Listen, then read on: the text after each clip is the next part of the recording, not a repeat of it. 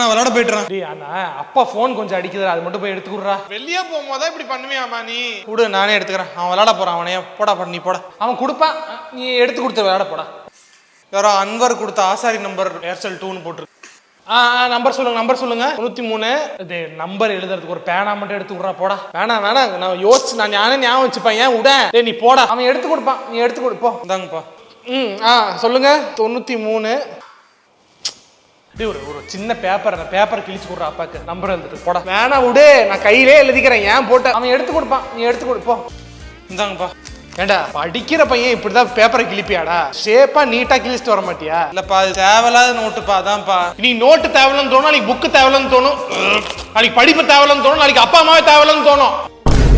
என்னடா எழுத்துது இப்படியாடா எழுதுவாங்க? ஒரே நிமிஷம் இருங்க. நீங்க அது வீட்டுல யூஸ் பண்ற நோட்டுப்பா. வீட்டுல தானே இருக்க, அம்மனை கட்டையே சுத்த வேண்டியதானே? என்னது இதை எழுதி இருக்கு? 52ல 38 போனா 14, 52ல 38 போனா 14. 14 தான். 14, 13, 15, 52ல 38 போனா எவ்வளோ? 14 தான் கரெக்டா தானே போட்டிருக்கு. அப்புறம் இவ்வளவு யோசிக்கிற? ஐயோ எதுக்கு உன ஸ்கூலுக்கு அனுப்புது? நீ எடு ரஃப் நோட்டையும் மேட்ச் புக்கையும் எடு. நீ வா உட்காரு. நீ